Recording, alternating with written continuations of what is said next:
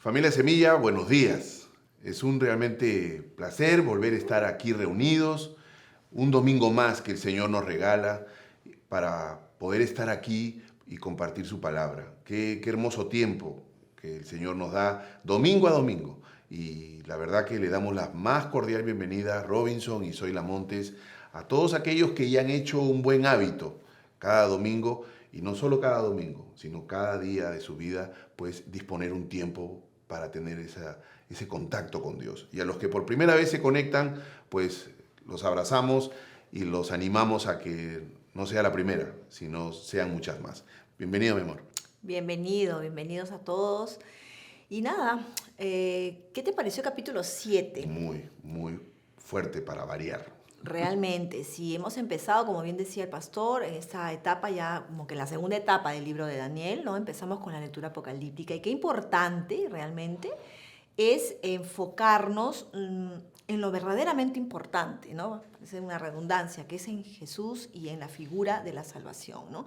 ¿Por qué? Porque está lleno de metáforas, es una invitación a la acción y no se trata del fin del mundo realmente, se trata del fin de la maldad, ¿no?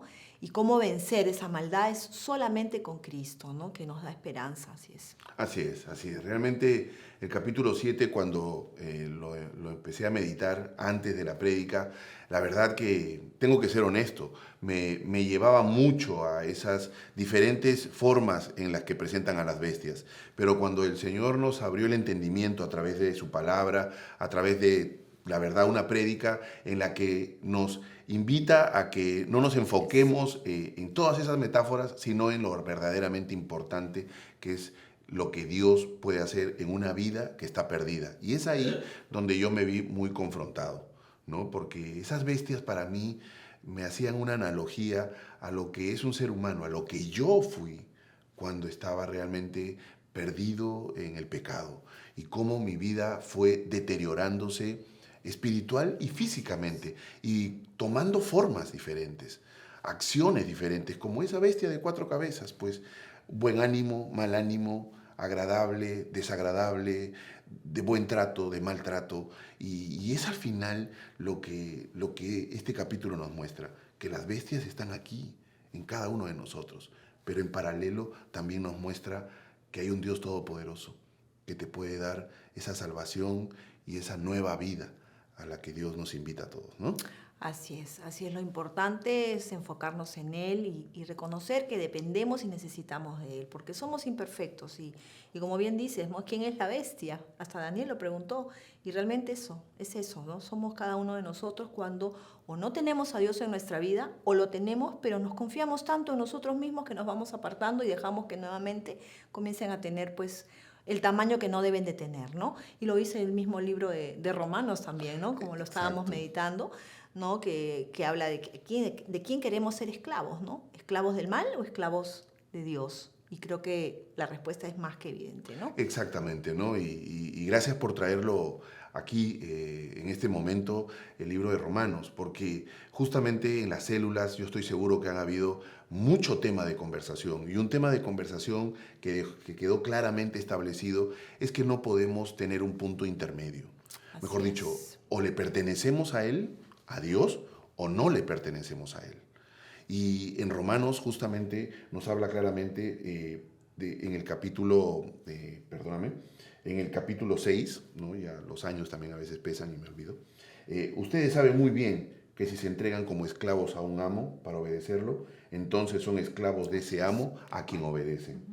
Y esto es así, tanto si obedecen al pecado, el cual lleva a la muerte, como si obedecen a Dios para vivir en justicia. Entonces, es probable que si tenemos a Dios en nuestra vida, definitivamente vamos a comprender de que o estamos con Él o no estamos con Él. Pero muchas veces cuando aún no tenemos a Dios en nuestra vida, pues nos calificamos de acuerdo a nuestros propios parámetros. Y la pregunta sería, o la invitación más bien, ¿por qué no dejamos que hoy quien nos valore, quien nos evalúe, sea esto, la palabra de Dios?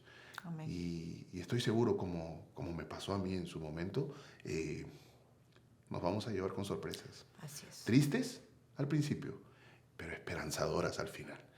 porque solo Dios nos puede dar una nueva vida. Amén, amén y amén. ¿Y qué les parece si ahora lo alabamos, lo adoramos y le agradamos con nuestras canciones? Amén. Alabemos al Señor y dispongamos nuestro corazón para alabar, hermanos.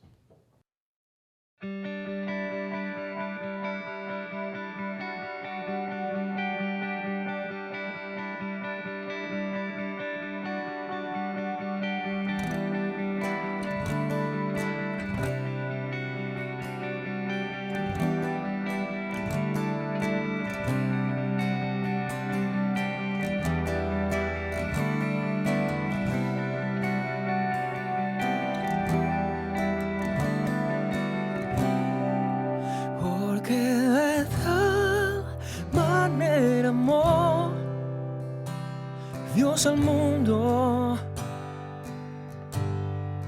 que ha dado a su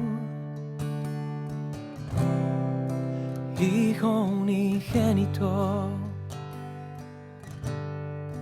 para que todo aquel que en él cree no se pierda, mas tenga vida eterna. Porque no envió Dios a su Hijo al mundo para condenar al mundo, sino para que el mundo sea salvo por él. Porque de tal manera amó Dios al mundo, que ha dado a su Hijo unigénito, para que todo aquel que en él cree no se pierda, mas tenga vida eterna. Porque no envió Dios a su Hijo al mundo para condenar al mundo, sino para que el mundo sea salvo por él. Porque no envió Dios a su Hijo al mundo para condenar al mundo, sino para que el mundo sea salvo por él.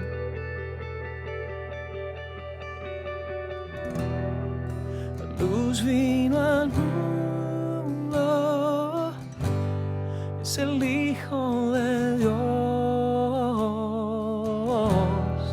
La luz vino al mundo, es el Hijo de Dios. La luz vino al mundo, es el Hijo de Dios. La luz vino al mundo, es el Hijo de Dios.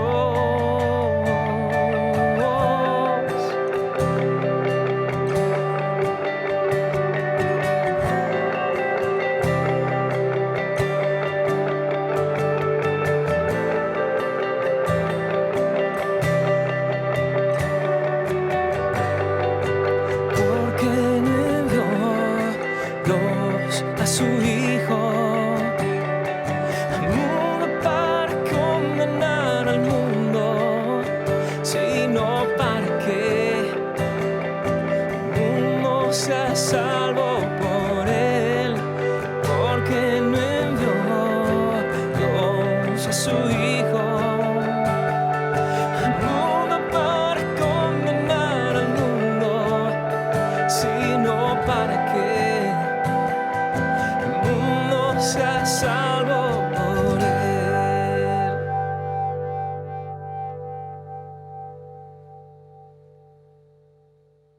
Amado Señor, solo podemos decirte gracias, Padre. Gracias por ese hermoso privilegio, por ese regalo inmerecido que, Señor, tener esta hoy nueva vida con la que nos bendices. Como dice esta hermosa alabanza, porque de tal manera amó Dios al mundo, que envió a su Hijo unigénito a morir por mí, a morir por ti, a morir por nosotros. Señor amado, qué de valor hay en nosotros para que tú hayas hecho ese sacrificio que solo tú pudiste hacer. Gracias, Padre. Gracias por hoy poder ser llamados tus hijos y poder disponer nuestras vidas para que tú seas hoy en ellas y a través de ellas. Gracias te damos, Padre, por este tiempo y te damos a ti, solo a ti, toda la gloria, Señor. Amén. Amén. Amén y amén. Qué hermoso tiempo pasamos el domingo pasado en Salt Creek, ¿verdad? Ay, te decía que la verdad que fue un hermoso, hermoso tiempo, no solo de llenar el espíritu con la palabra. El pastor Beto Silva, la verdad que no solo cubrió, sino superó las expectativas. Y es la evidencia de lo que un hombre, a pesar de lo imperfecto, pero cuando dispone su vida, como el Señor lo puede usar. Y la verdad que fue un tiempo de alabanza, un tiempo de glorificar a Dios y una palabra que realmente nos redarguyó y nos confrontó. Sí. Y nos confrontó. Realmente un tiempo hermoso de alimento espiritual, pero también del alimento que necesitamos. Y lo más bonito fue que compartimos en familia, compartimos como células, nos pudimos reunir nuevamente. Los chicos, los jóvenes, los niños pudieron disfrutar del voleibol celestial, invitaron a muchas personas a tomarse fotos con esa super pelota. A mí ni me diga de esa pelota, porque yo tuve que hacerme a un lado porque no sabían a quién empujarse, a la pelota o a mí. Pero la verdad que me encantó ver cómo las personas volvían nuevamente a estar sentadas en una mesa y compartir, ¿no? Compartir, porque realmente eso fue, ¿no? La esencia. Y había gente alrededor que no eran parte de Semilla, pero se acercaban. Inclusive una familia vino y nos regaló un pastel.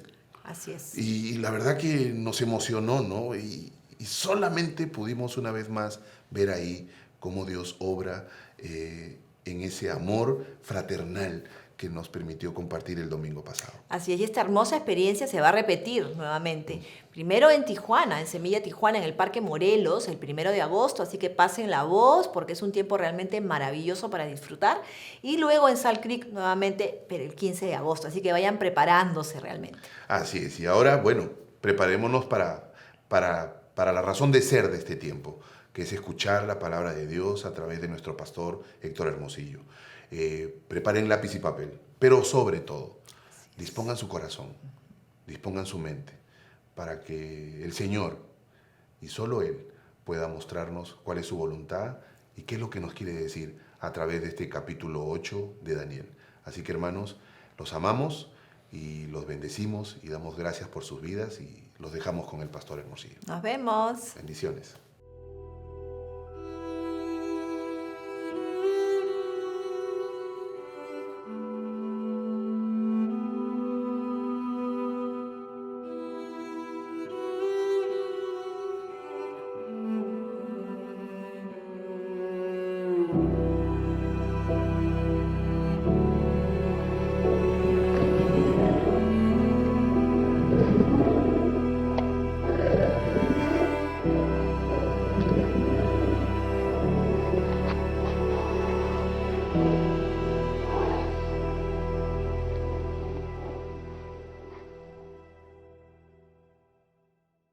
Daniel capítulo 8, comenzando en el verso 1. En el año 3 del reinado del rey Belsasar me apareció una visión a mí, Daniel, después de aquella que me había aparecido antes. ¿Oramos? Padre precioso, gracias por esta oportunidad que nos das de estar reunidos alrededor de tu preciosa palabra, Señor. En esta oportunidad, en células, conversando, Señor, como tu iglesia, como tu familia y también cada uno en nuestra habitación, en nuestro momento devocional, estas reflexiones a las que nos has invitado, Señor, para que tu Espíritu Santo nos siga, Señor, moldeando y modelando a la imagen de tu precioso Hijo. Señor, abre nuestros ojos para que veamos en tu palabra las maravillas de tu ley y contemplando tu gloria, Señor, como un espejo, seamos transformados como tu imagen por tu Espíritu. Oramos esto y más en tu nombre, y toda la familia de Semilla decimos, así sea. Amén y amén. Bien, estamos en el capítulo 8 y ya el género literario al que pertenece Daniel, que en principio no es el género literario profético, el canon hebreo, la Biblia hebrea, lo clasifica en los escritos, donde están los libros de sabiduría, y ya lo hemos dicho esto en el pasado, como Proverbios, como Eclesiastés, como Job, nos invitan a considerar la enseñanza, la teología, la reflexión detrás de los eventos históricos. ¿Y por qué digo eso también? Porque desde el capítulo 1, al parecer, yo no soy un erudito bíblico, ni mucho menos, y no pretendo aparentar algo que no soy.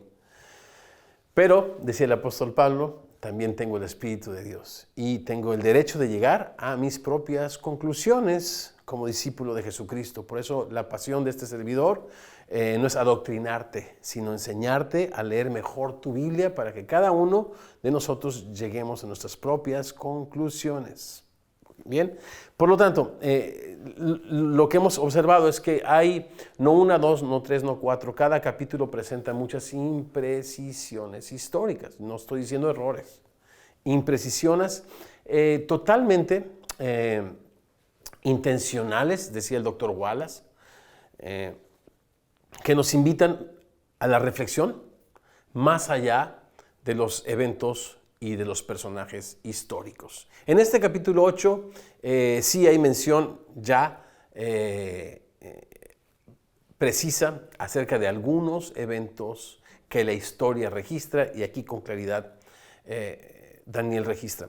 El último verso de este capítulo se me hace muy interesante, después de platicarnos esta visión, ya no un sueño, sino una visión que tuvo, y la explicación que él recibió directamente del ángel Gabriel. Por cierto, la primera mención en la Biblia de este ángel, o quizá la única en el Antiguo Testamento.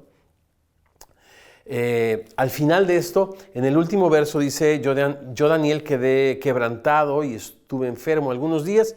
Cuando convalecí, atendí los negocios del rey, pero estaba espantado a causa de la visión y no la entendía. Otras versiones dicen no había nadie que la interpretase, otras dicen no había nadie que la entendiese. En otras palabras, si bien hay alguna precisión en relación a reinos, personajes, eventos históricos, al final del día sigue la invitación para poder nosotros tener esta reflexión más allá de la historia misma. Porque hemos encontrado y estamos disciplinándonos, estamos aprendiendo a leer los textos apocalípticos de una manera análoga. ¿Qué significa análoga? Viene de analogía o comparación. Esto es asociando estas imágenes a la narrativa bíblica que se nos ha dado desde Génesis hasta Apocalipsis. Una manera de leer la literatura apocalíptica es la correlación. Intentar correlacionar estos eventos y estas imágenes, repito, a personas y eventos del pasado, presente o futuro. Y la otra es esta manera análoga, donde asocias estas imágenes a la narrativa bíblica, armonizando línea por línea, punto por punto, acomodando lo espiritual a lo espiritual. Entonces, bueno, pues esa será nuestra lectura. Por supuesto que se vale las otras lecturas, hermanos sinceros, hermanos preciosos, hermanos que han hecho y siguen haciendo una gran contribución al reino de Dios. Siguen leyendo este libro de esta otra manera, de correlación hacia eventos futuros y demás. Y bueno, pues no será nuestra disciplina en esta ocasión. Bien, estamos en el capítulo 8 y leyendo repetidamente este capítulo una, otra. Te sorprenderías cuántas veces lo he leído. Saltó a mis ojos, porque aquí está un principio para estudiar mejor nuestras Biblias, a una mayor observación, una mejor interpretación. Siempre estaremos inquietos con la interpretación e imprecisos con la aplicación si no dedicamos suficiente tiempo a la observación. Entonces, después de que he observado el texto, me di cuenta que hay muchas referencias al tiempo. Parece ser que es algo que está en la mente y en el corazón de Daniel, tanto en la visión como en la interpretación. Y en medio de esto surge el refrán, surge el lamento tan común dentro de la literatura judía, el lamento ¿hasta cuándo? El ¿hasta cuándo? De Habacuc, el ¿hasta cuándo? de Zacarías, en el capítulo 1, verso 12. Oh Señor de los ejércitos, ¿hasta cuándo no tendrás piedad de Jerusalén y de las ciudades de Judá, con las cuales has estado airado por espacio de 70 años? El hasta cuándo de los salmos. De hecho, el 50% del material de los salmos, ya sea de manera individual, 30%, más otro 20% de manera colectiva, presenta esta pregunta como una especie de lamento. ¿Hasta cuándo? Y por supuesto no podemos dejar de pensar el Señor, ¿qué señales habrá de estas cosas y de tu venida? ¿No? ¿Qué señales nos das acerca de la restauración, o cuándo sucederá la restauración del reino? ¿Y qué señales nos darás de tu venida? ¿Se acuerdan esta doble pregunta de los discípulos mientras el Señor nos presenta en Lucas 21, en Marcos 13, en Mateo 24, el sermón del Monte de los Olivos? Y la famosa también pregunta en Hechos capítulo 1, a la que el Señor responde: los tiempos y las sazones están en la sola potestad de mi Padre. Bien, pues esta pregunta está en el capítulo 8. Por lo tanto,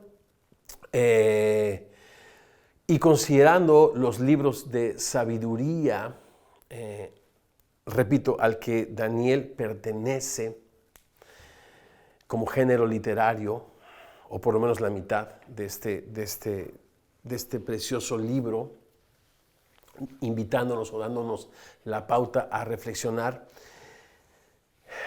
organicé el material de este capítulo 8 de la siguiente manera. Es una pregunta difícil de responder.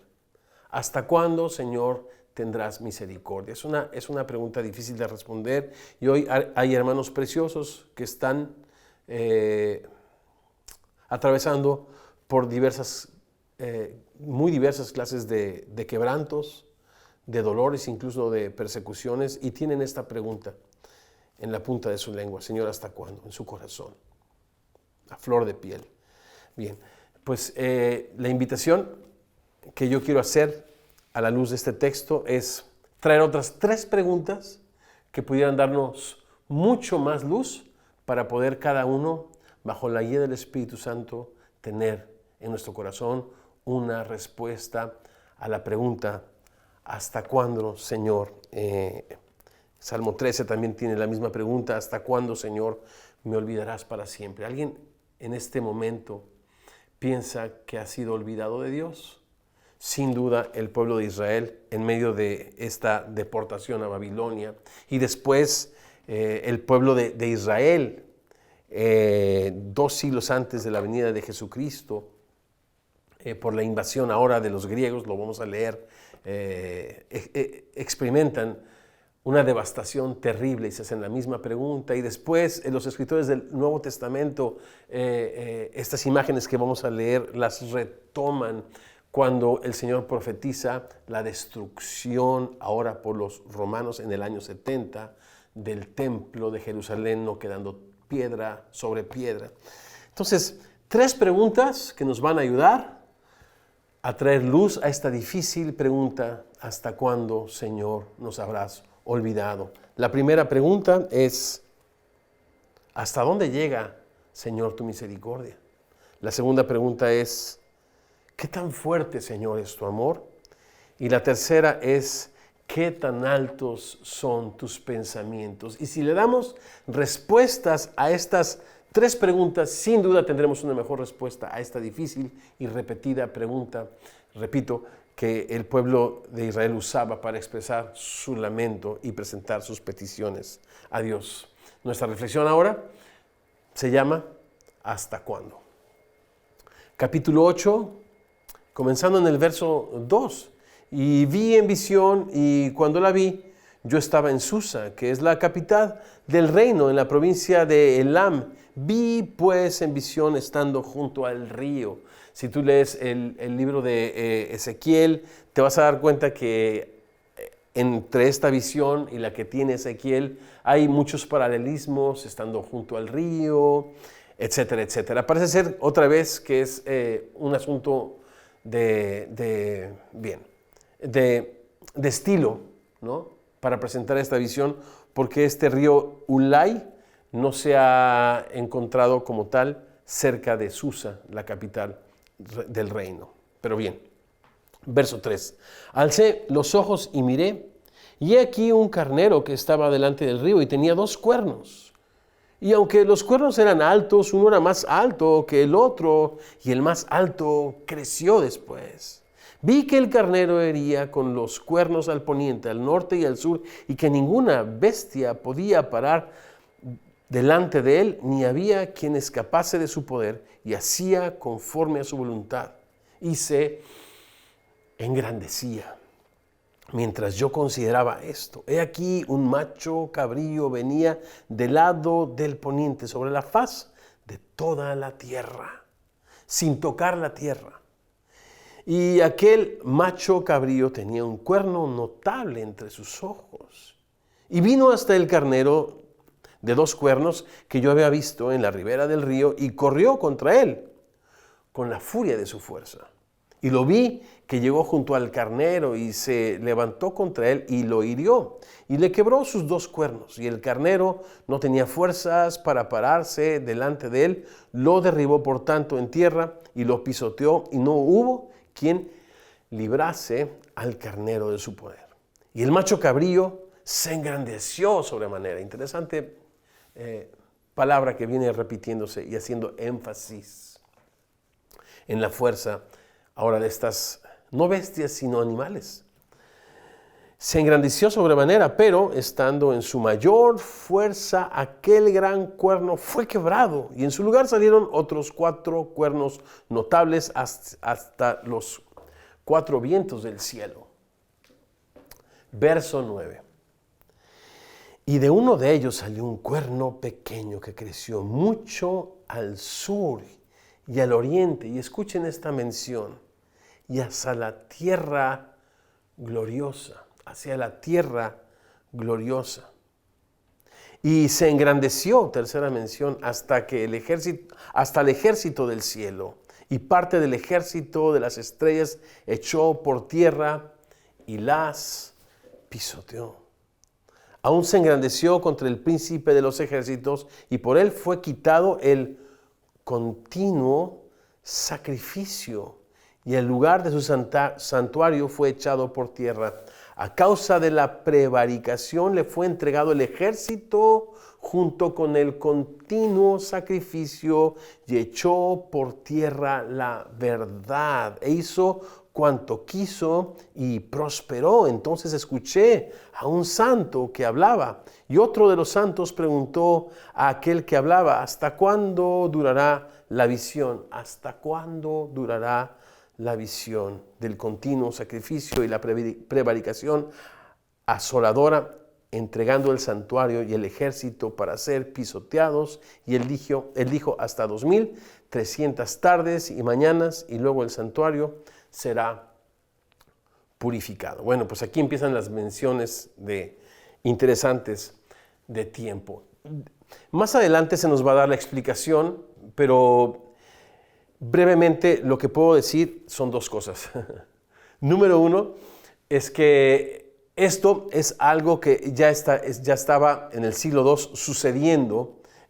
Alejandro Magno, este cuerno, que le pertenecía a este carnero, lo vamos a ver en un momento más, había conquistado todos los imperios, estaba dirigiendo sus ejércitos hacia la tierra gloriosa. El imperio griego se divide en 4, de los cuales se levanta Antíoco Epífanes, Antíoco el cuarto también le llamaban, e hizo justamente lo que menciona acá, cuando él profana el templo, cuando interrumpe el continuo sacrificio, sacrificio de la mañana y de la tarde, donde Israel levantaba sus oraciones, donde él se engrandece contra el príncipe de los ejércitos, ¿no? Y por él fue quitado este continuo sacrificio. Está hablando de un hecho histórico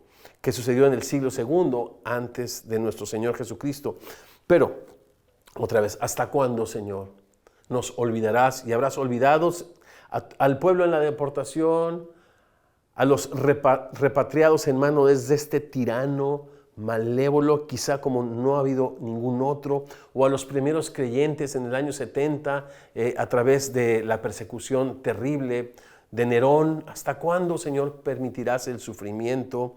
Y acá está la pregunta en el verso 13, ¿hasta cuándo, Señor, durará la visión, el continuo sacrificio y la prevaricación asoladora, entregando el santuario y el ejército para ser pisoteados? Y aquí hay una referencia de tiempo en el verso 14.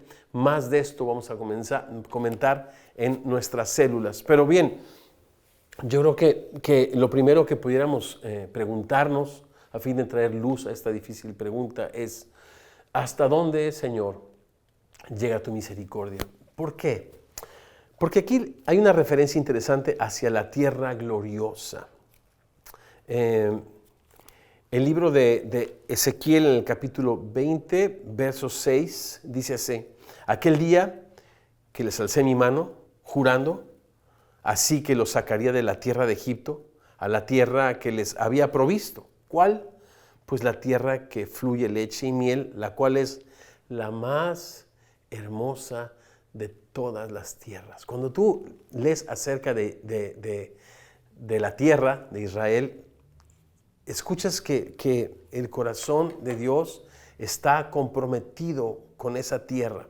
Y la pregunta es, ¿por qué?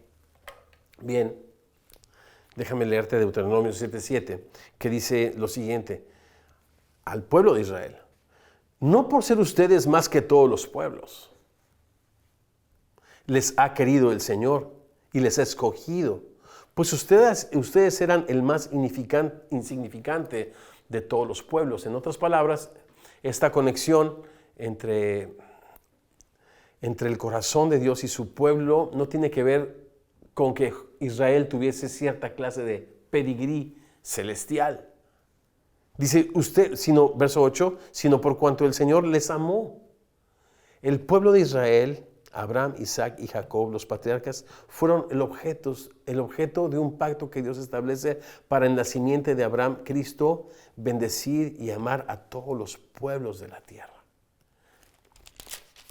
Esta mención en el verso 9 de la tierra gloriosa no es otra cosa sino este Israel que, como dice Pablo, es depositario del pacto, de la gloria y de las escrituras. Y eso le hace gloriosa esa tierra, porque esa tierra representa el pacto, repito, que en Cristo es confirmado para que todo aquel que en Él cree no se pierda, mas tenga vida en abundancia, vida en Jesucristo. En esta primera escena, en esta primera visión, difícil de seguir por esos acontecimientos históricos, sí podemos meditar, observar, ver los destellos de gracia, los destellos de misericordia, los destellos de amor. Y entonces, otra vez, reflexionar quizá la pregunta mejor que podemos hacer en medio del sufrimiento y del dolor no es hasta cuándo, Señor, sino hasta dónde llega tu misericordia. Como los cielos sobre la tierra están altos Dice el Salmo 103, así el Señor ha engrandecido su misericordia sobre los que le temen, porque Él conoce nuestra condición, se acuerda de que somos polvo. Y por otra parte, nos dice el Nuevo Testamento que nada ni nadie nos puede separar del amor de Dios en Cristo Jesús. De manera que dice Habacuc, por la misericordia de Dios no fuimos consumidos, pese a que el pueblo de Israel y la iglesia de Jesucristo, tanto en la historia como en la actualidad, sufre toda clase de situaciones, porque efectivamente nos dice repetidamente el Nuevo Testamento que nos es concedido no solamente creer en Cristo, sino padecer por su causa, no padecer como malhechores, no padecer por las circunstancias adversas, sino padecer por el testimonio de Jesucristo. Este es por causa de ti, dice el Salmo, somos muertos todo el tiempo, somos contados como ovejas para el matadero. Pero entonces la mejor pregunta es, Señor, ¿hasta dónde llega tu misericordia? Nada ni nadie nos puede separar del precioso amor que es en Cristo Jesús. Así que la segunda pregunta es, bueno, ¿y qué tan fuerte es tu amor? Si tu misericordia es tan grande para alcanzarme y para alcanzarte donde quiera que estés, si estás en tu sala con tu familia, o estás en tu dispositivo móvil, o estás en tu automóvil, o estás escuchando simplemente esto en un audio, yo quiero decirte que Dios te ama, que te ama con amor eterno y que te ha prolongado su misericordia en Jesucristo y que está preparando tu corazón para manifestarte su amor y su gracia. Un amor, ¿sabes?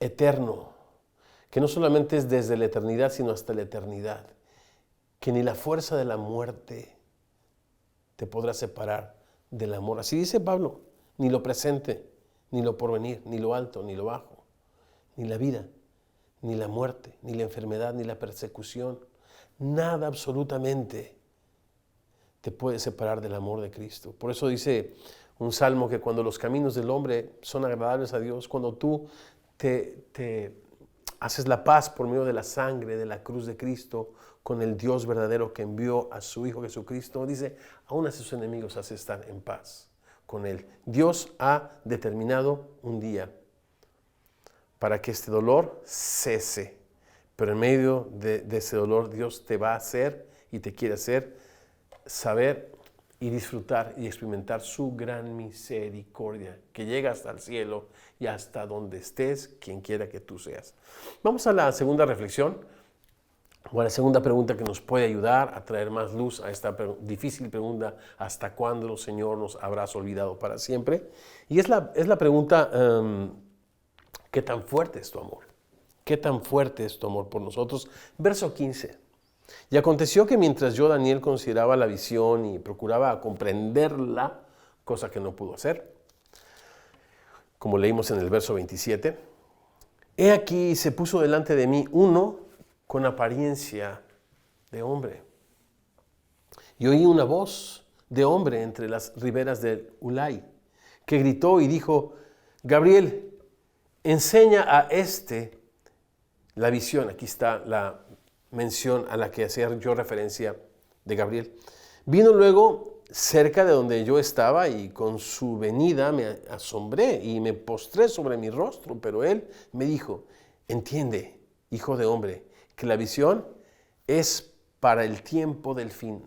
Nuevamente, una referencia al tiempo, ¿hasta cuándo? ¿Hasta cuándo?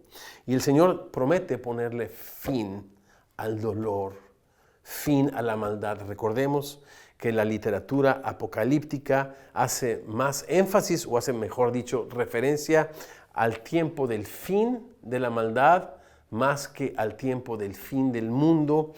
Tú puedes leer el Antiguo Testamento desde Génesis hasta Malaquías y no encontrar, salvo en estas imágenes apocalípticas, no encontrar en la mente, en el corazón, en las ideas, en la cultura judía, una mención acerca del fin del mundo. Repito, estas son imágenes apocalípticas que nos invitan a la reflexión y a la acción para abrazar la esperanza de la nueva creación. Cuando Cristo hace nuevas todas las cosas. Muy bien. Pero entonces estamos hablando del fin de la maldad. No estamos hablando del fin del mundo. Mientras él hablaba conmigo, caí dormido en la tierra, sobre mi rostro. Qué rara reacción, ¿verdad? Y él me tocó y me hizo estar en pie. Y dijo, he aquí, yo te enseñaré lo que ha de venir al fin de la ira. Otra mención acerca del tiempo. Fin del tiempo, fin de la ira. Porque eso es para el tiempo del fin. Cuando leímos Apocalipsis, algo que me voló la tapa de la cabeza, del cerebro, que me llenó el corazón de esperanza, es ver que este cordero, que toda la sangre que este maravilloso libro presenta está asociada con el sacrificio de nuestro Señor Jesucristo. Cuando el Señor va a la gran batalla, Él va con sus vestidos manchados de sangre. Cuando leemos la Biblia, nos damos cuenta que el Señor bebió la copa de la ira de Dios, que al malvado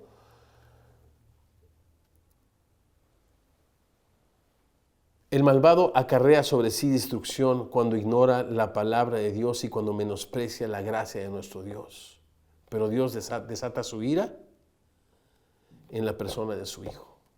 Cuando Jesús bebe la copa de la ira y cuando el Padre esconde el rostro de Jesús. Salmo 22. Dios mío, ¿por qué me has abandonado? Y nosotros no fuimos abandonados en medio de circunstancias que quizás no entiendas, porque Jesús en una cruz fue abandonado. ¿Para ponerle fin a cuál dolor?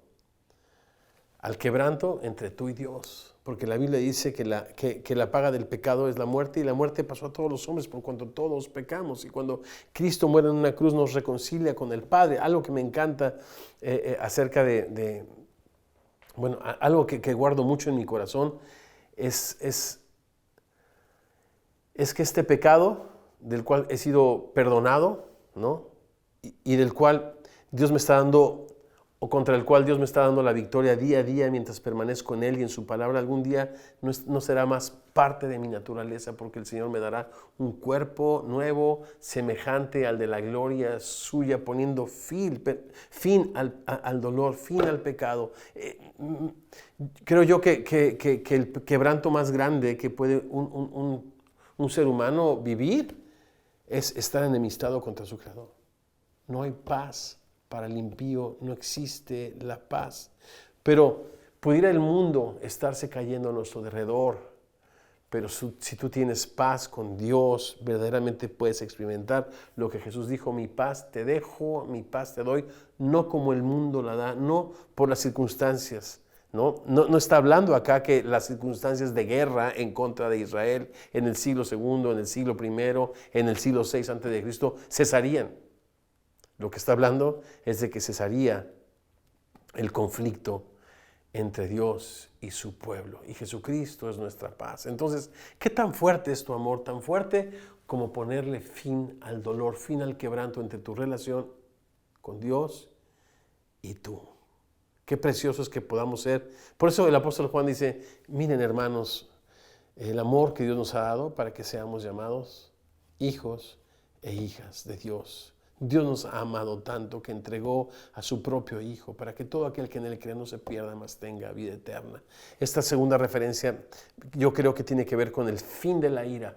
Y el fin de la ira es cuando Dios carga en Cristo el pecado de todos nosotros. Isaías 53, versículo 6.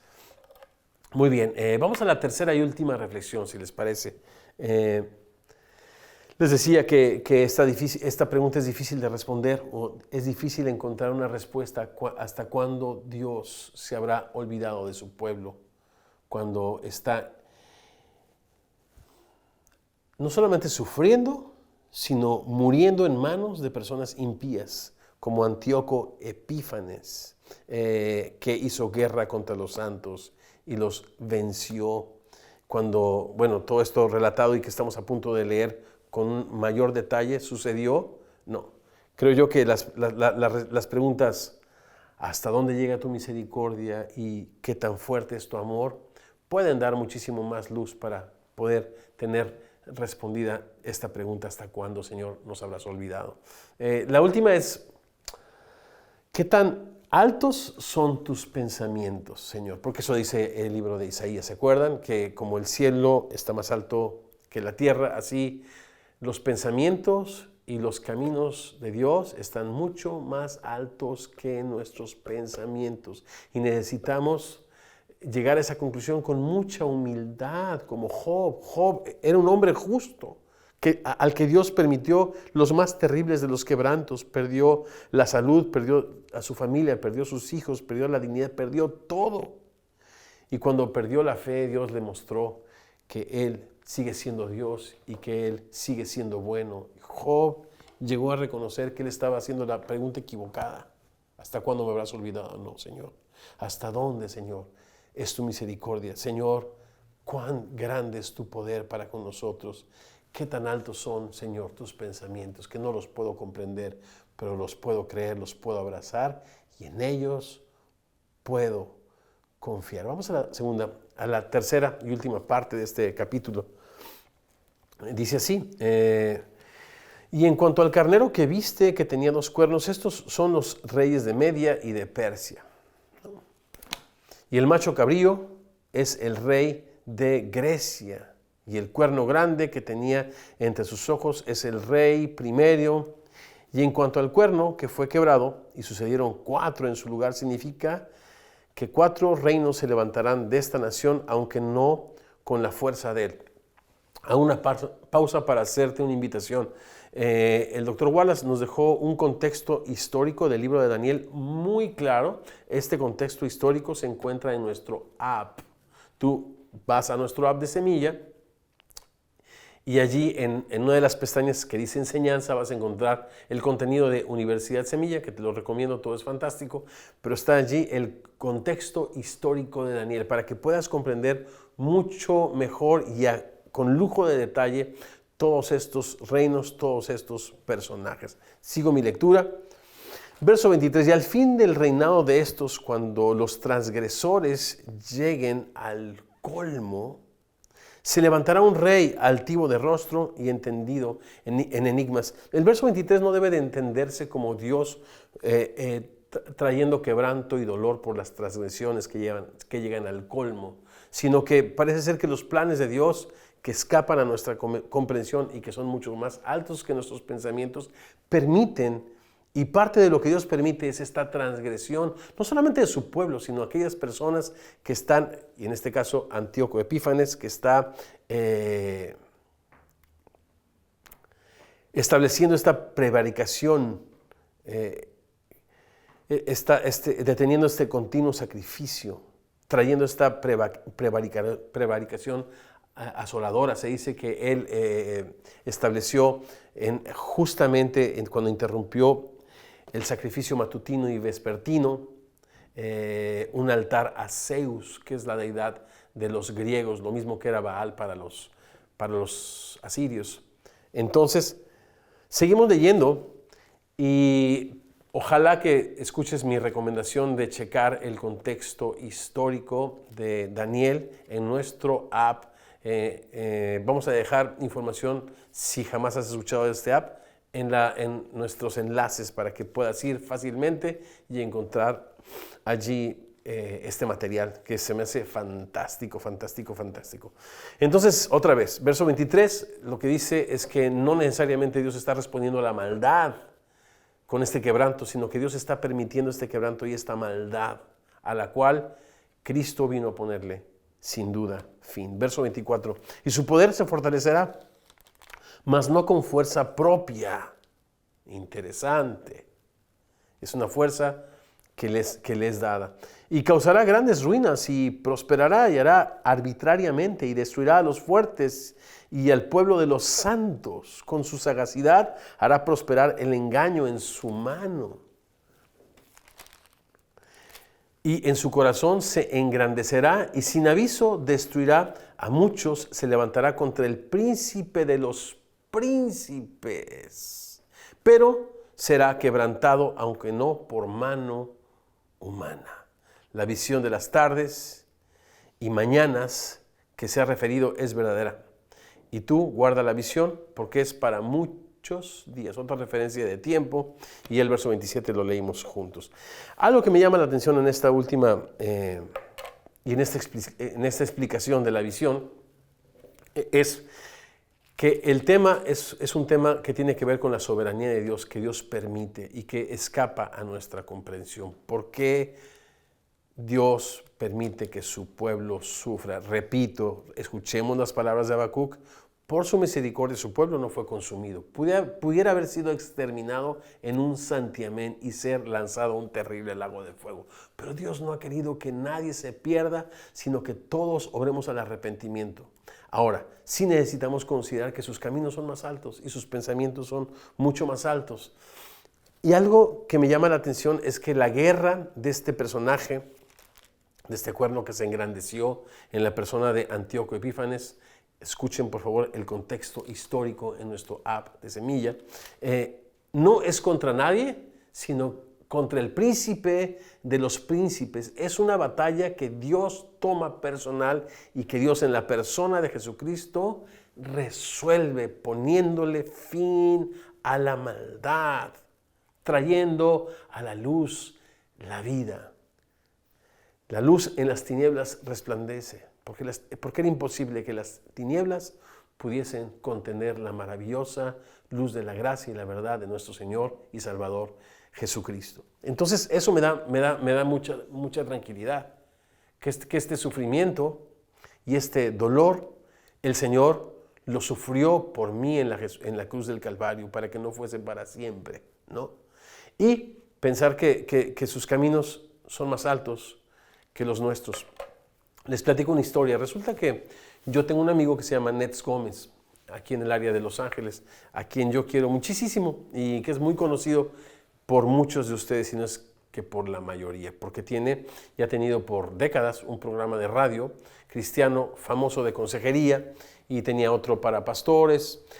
Es toda una personalidad y es una persona muy, muy inteligente. Es amigo muy, muy, muy querido mío, porque él, estando en la Ciudad de México, y yo también, curiosamente Marcos Witt en los años 90 me lo presenta como el diseñador de las portadas de sus discos. Y nosotros estábamos a punto de grabar el disco Azul de Mi Fortaleza, y entonces lo contratamos y a partir de ahí nos hicimos clientes y más que clientes amigos, porque él se encargó de toda la discografía de Torre Fuerte para hacerle el arte, digámoslo así. Él tuvo una preciosísima nena de la edad de mi hijo mayor Israel, que hoy tiene 30 y... Isra, dame un poquito de gracia, 32, sí, 32. Es del 89, hagan cuentas, 32. Y esta chiquita se enfermó de leucemia. Él venía al estudio donde estábamos grabando, orábamos mucho por Prisi. Tenemos fotos donde Prisi invitó a Israel a celebrar su cumpleaños, no sé si 1 o 2 años. Eran muy amiguitos, muy cercanos. Y la nena no mejoró. Y la pregunta estaba en el aire: Señor, ¿hasta cuándo nos habrás olvidado? ¿Hasta cuándo nos habrás olvidado? Y recuerdo que hicimos un concierto en una sala al sur de la Ciudad de México con Torre Fuerte, curiosamente, pocos días después de que la nena fallece. Y recuerdo que Nets entró, fue al concierto porque aparte es un músico extraordinario, toca la flauta increíble. Nos abrazamos y él lloraba en mi hombro, pero desconsoladamente.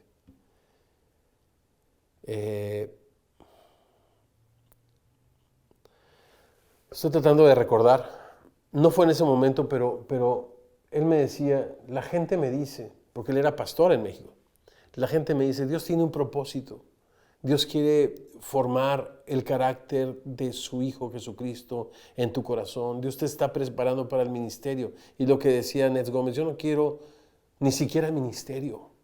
Yo no quiero absolutamente nada.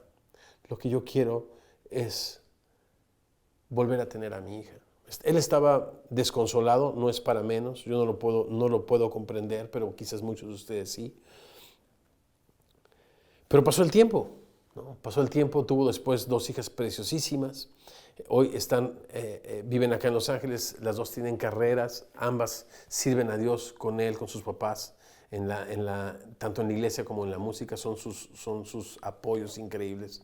Y hoy es un consejero impresionante que conoce el dolor. Y si tú has escuchado a Nes Gómez, pues efectivamente Dios le ha dado no solamente sabiduría, sino esta fuerza moral de aquel que conoce el dolor, el sufrimiento, y que no ha tenido una respuesta, sino más preguntas hasta, Señor, ¿hasta dónde llega tu misericordia? ¿Qué tan fuerte es tu amor, Señor, y qué tan altos son tus pensamientos?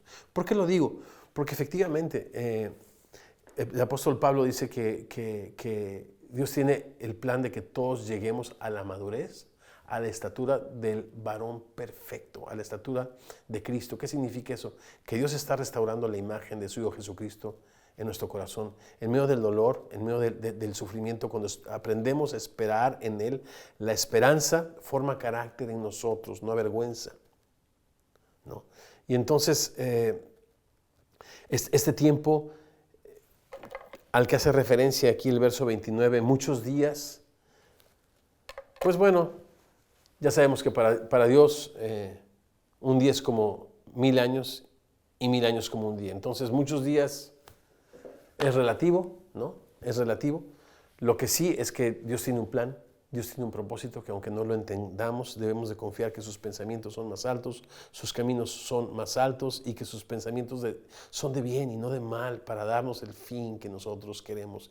Y muchos de esos procesos Dios los usa más allá de nuestro ánimo para formar el carácter, el corazón de su Hijo Jesucristo en cada uno de nosotros, como en mi precioso amigo y siervo de Dios, Nes Gómez, que Dios usó ese proceso que no entendía para hacer de él el hombre de Dios que soy.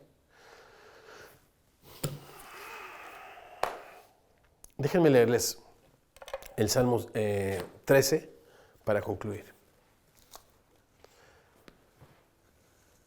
Puedes quizás cerrar tus ojos. ¿Hasta cuándo, Señor, me habrás olvidado para siempre? ¿Hasta cuándo esconderás tu rostro de mí? ¿Hasta cuándo pondré consejos en mi alma, con tristeza en mi corazón cada día? ¿Hasta cuándo será enaltecido mi enemigo sobre mí? Mira, respóndeme, oh Señor Dios mío, alumbra mis ojos para que no duerma de muerte. Para que no diga mi enemigo, lo vencí. Mis enemigos se alegrarían si yo resbalara. Mas yo en tu misericordia he confiado. Mi corazón se alegrará en tu salvación. Cantaré al Señor porque me ha hecho bien. Padre precioso, enséñanos a esperar en ti, esperar en tu misericordia, Señor. Y en medio del dolor, en medio de la tristeza y en medio de cosas que no podemos entender, estar seguros, Señor, que nada ni nadie nos puede separar de tu precioso amor y que tienes siempre un plan, Señor, de misericordia y de paz para los que aprendemos a esperar en ti. Oro, Señor, por aquellos que están sufriendo persecución, que están sufriendo opresión, que están sufriendo injusticia. Señor precioso, oro para que en el santuario de la oración y de su lectura bíblica tú les hagas saber lo amados y los libres que son, Señor. Y oro por tu iglesia, Señor, que aprendamos, Señor, ya que nos ha sido dado y concedido el reino, que podamos, Señor, a través de la influencia que tú nos has dado, la voz que nos has dado, Señor, extender tu reino con actos de justicia, de compasión, de sacrificio y de amor, Señor, hasta que toda la tierra se llene de tu conocimiento. En tu nombre oramos y recordamos al Señor mientras tomamos la cena, ya que la noche que Él fue entregado tomó pan y habiendo dado gracias, Él mismo lo partió. Metáfora preciosa que nos habla de su voluntad de entregar su vida por cada uno de nosotros. Y dijo y nos dice, tomad, comed, esto es mi cuerpo que por ustedes es partido. Hagan esto en memoria de mí. Recordemos a nuestro precioso Señor tomando el pan.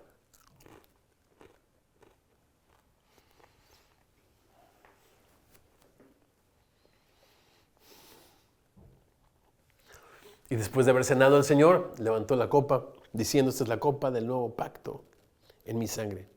Hagan esto todas las veces que la beban en memoria de mí. Y Pablo escribe, de manera que cada que comemos este pan y bebemos esta copa, la muerte del Señor damos a conocer, anunciamos, proclamamos hasta que Él regrese. Tomemos juntos la copa. Gracias por tu gracia, gracias por tu amor. Recibe, Señor, nuestra alabanza, Señor.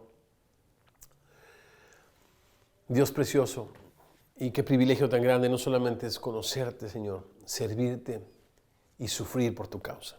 Oramos en tu precioso nombre, los semidiosos decimos, así sea. Amén y amén. Sigamos esta preciosa comunión, conversación en nuestras células. Oremos para que en esta temporada se multipliquen.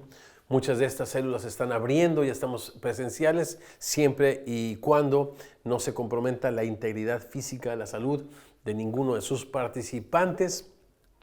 Muchas bendiciones para todos. Nos vemos la próxima semana en Tijuana. Y bueno, pues sigamos el chisme celestial en las células. Muchas bendiciones para todos.